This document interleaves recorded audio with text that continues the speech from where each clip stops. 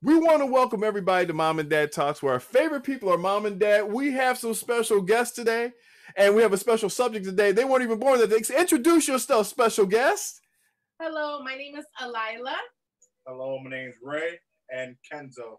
Ray, Kenzo, and Alila. We want to welcome you to this. I know you weren't born during this time frame, but feel free to chime in and ask questions too. So today, our subject, because we're talking about Black history, and my parents lived through a history that I wasn't even born in, don't even understand because I didn't live it. I can't even think about it. We were not even married yet. Oh my! But you guys both experienced this from two different perspectives, right? What are we talking about today? We're talking about John F. Kennedy, his assassination, what he meant. So, what did John F. Kennedy mean to you being Black in America during that time frame? Well, for me, John F. Kennedy meant that we would finally get, as Black folks, an equal chance to become successful in life. Like I said earlier, my parents, they only had like a 3rd and 8th grade education, but they stressed on us to graduate from high school and go on to college. So I was kind of disappointed because in the 8th grade we had a test that determined whether we were going to be in college prep, general studies, or special ed. Well, I took the test and I was really disappointed because I qualified for college prep and I tried to get out of it, but I went nowhere. Because all of my friends were in general studies. And for me, it meant a chance for me to become a teacher. Wow. And I really had no intentions of becoming a teacher until I experienced my first Black teacher, which was Mr. Clarence Lusby. That's why, because before that, I had wanted to join the Army and become an officer in the Army. That's what I really wanted, but wow, amazing. Changing. Wow, that's amazing. Mom, what were you going to? Wow, that's a great one, Dad. Mom, what were you going to say? Well, I'm just going to say that when we heard that John F. Kennedy, that he got elected as the president of the United States, it meant he gave us a break as far as, blacks getting, Martin Luther King was, coming into the picture of. It's okay, Mom. Anyhow, integration. Yeah. John F. Kennedy, when I think of him, I think of him as jumping on board with integration and wanting to see Blacks and whites come together. So, wow. I do recall, I don't know whether if you're going to ask the question, the day that he was assassinated. We'll get to that in a second. Don't jump yet, Mom. Don't jump yet, because we're going to get to that. All right. So John F. Kennedy for African Americans during that time frame. And remember, my mom and dad didn't even know each other. My dad wasn't even a Seventh-day Adventist or anything like that. So, but they both felt the same way what a lot of Blacks felt during that time frame of hope, right? That I got a chance of having a real life and making it. And I can't imagine, because you got to remember, during that time frame, I believe before him, the best that Blacks could really get was a janitor position or a pastor or cook. That is correct. Think about it, a 3rd and 4th grade education, because there was no hope, because the hope was taken out of you because you were denied that opportunity. And I grew up in a world where I had nothing but opportunity, but you grew up in a world that had no opportunity. This is what you saw. So even when you saw an opportunity, you weren't going to take it because, well, all my friends are here. So explain to me real quick what you saw around you during that time when John F. Kennedy came to office and made you feel that. What was it like before that? Can you talk about that before we get to his death? What was it like that before that? Before John F. Kennedy, what was it like? Well, before John F. Kennedy, as a minority, you realized that there was a ceiling. There was only so far you could go. Yeah, segregation was hot and heavy. Now, fortunately, I was born in Cassopolis, where, you could live almost anywhere you wanted. Now we knew that we couldn't buy a home at Diamond Lake because that was not a place that they would let us live. But we could go to Paradise Lake and buy a little cottage there. And you know, but there was no comparison between Paradise Lake and Diamond Lake. It was like a place to have fun and have a party, and but the real homes were out at Diamond Lake. So, Mom, what was it like for you and your side of the world? What was it like before President John F. Kennedy? It was like segregation was still heavy. Mm. And it was beginning to break when he came through. I cited in 1958. I was 13 years old. That's just 5 years from 1963. And that was when they still had in the stores black drinking fountain, white colored drinking fountain, black restroom, colored restrooms, white restrooms.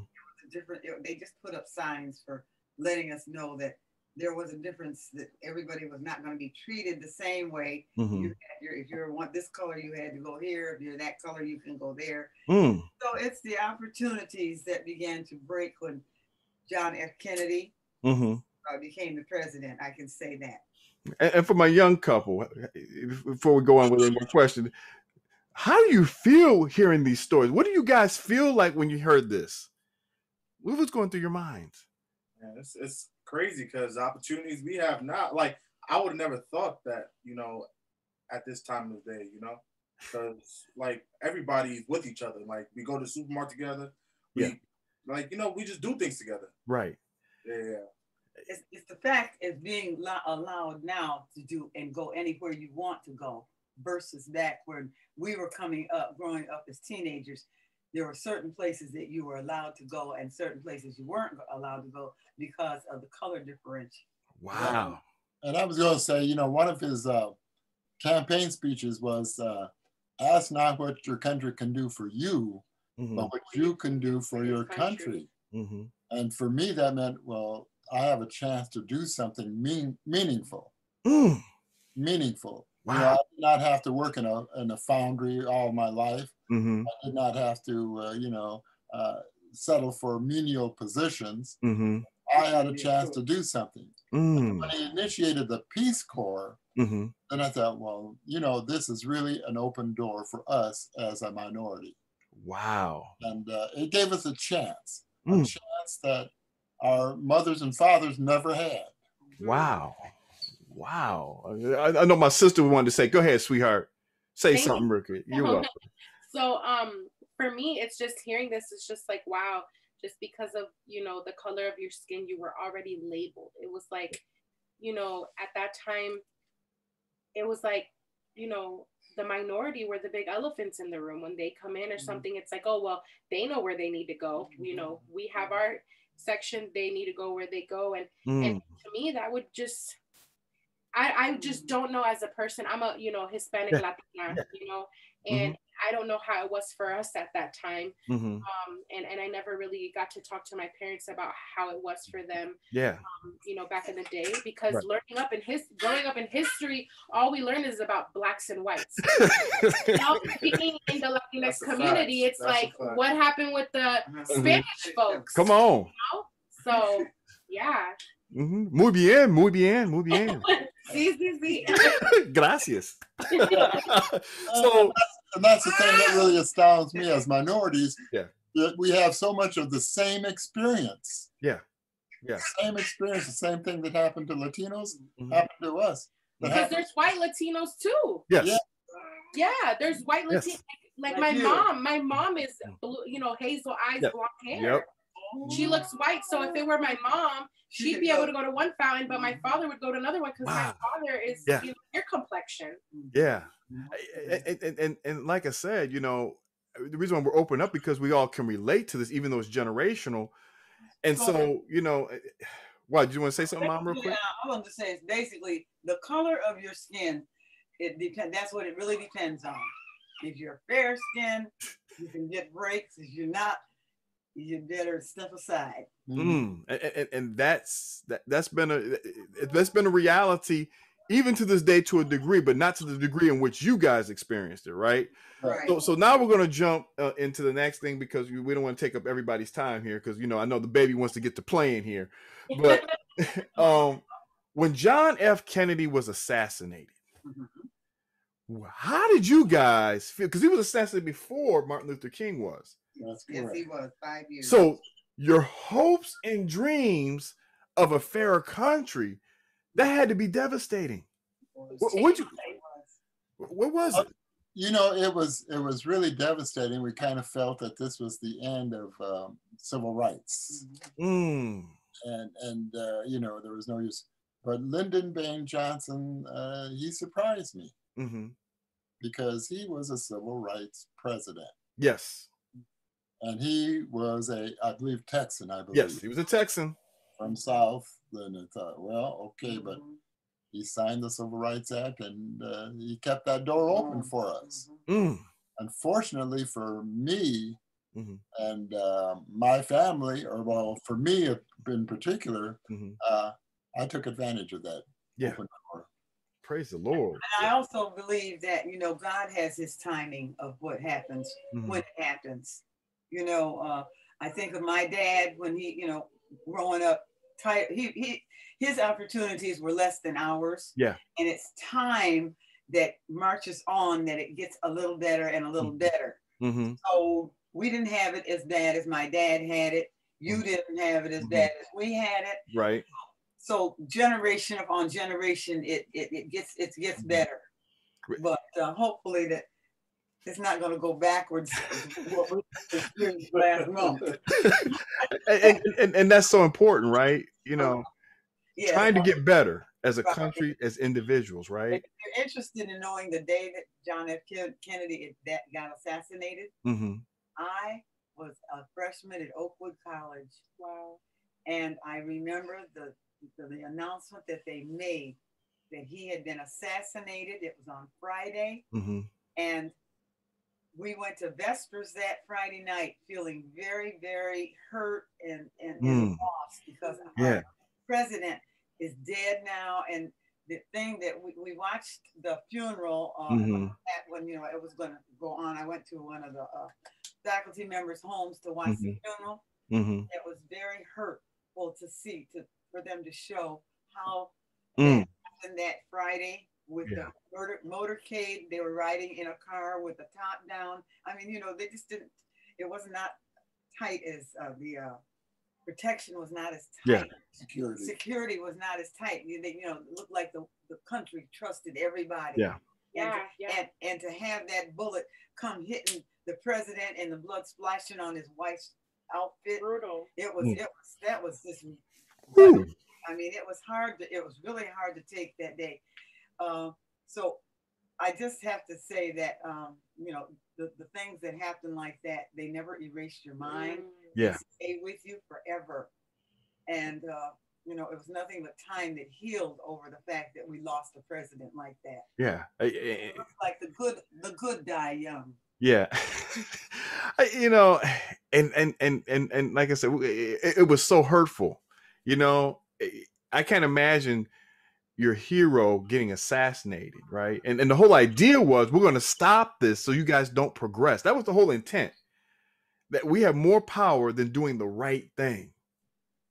And I think that's the scary part about it. When people refuse to do the right things anymore, we go into a dark period. See, that's why we got to do the right thing, folks. Right. Just because someone takes off the head, bad things only happen when right people fail to do the right things. That's it. When right people continue to stay silent when wrong stuff happens, that's when the bad stuff happens. And so, like I said, I know the baby wants to play here. I think I had some fun. I won't hold you guys too long, but I think this is a fantastic conversation, and you get to cross generational, right? It's a wonderful story. And I took a philosophy class at Lake Michigan College here in Benton Harbor. And I had a professor who was so passionate about this topic. Yeah. And he was determined, and he still to this day has spent thousands and thousands of dollars to try to put together who could have assassinated him. Wow. Because to this day, it is still untold. And so he had us watch the video. This had nothing to do with philosophy. It was something he wanted to share with us. And he he hosts conferences and everything on this. And and he's met and spoken with detectives that were part of this investigation. I mean, it's a fast. Oh, where'd you go? Oh, I missed that. Disappeared. I'm still here. I see you guys. Keep on talking. Keep it roll. We're teching. So yeah.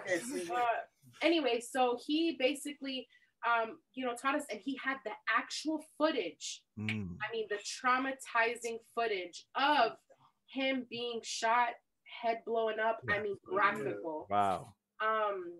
And it was traumatizing, and I think people still have PTSD of that. I mean, it was just a very, very, it was a scarring moment, and it's forever printed in people's minds. But I've never seen what truly happened to him. And it really was. I mean, I can't even imagine his wife, your husband, just right there. Like it's really brutal. It was a lot. It was really hard for people to watch that. The students, because we're talking freshmen, we're talking. It's diverse because older folks, younger folks were in that class. It's a college class, and I mean, to this day, they just don't know who could have done it. We're talking years and years upon years of not knowing who committed this murder, this assassin.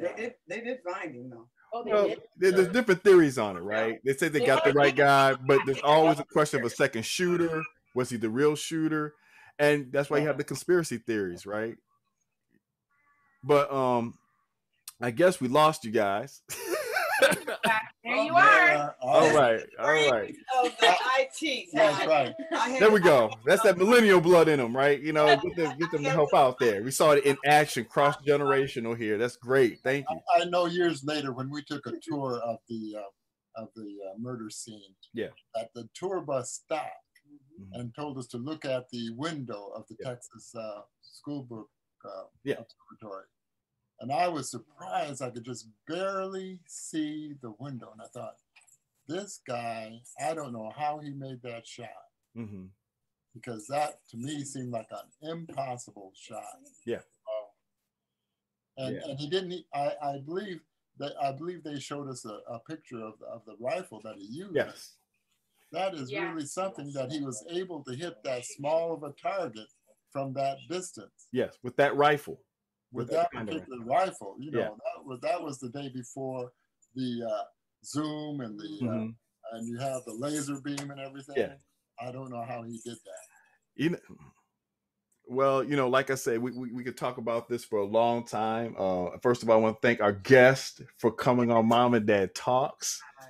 I hope you all enjoyed today. Like I said, we could talk a long time about this because it's a very powerful subject, because at that time in the year, right, 1963, a group of people lost hope, because that was the intention, to stop this thing called equal rights from happening, so we all can become one family, love one another, right?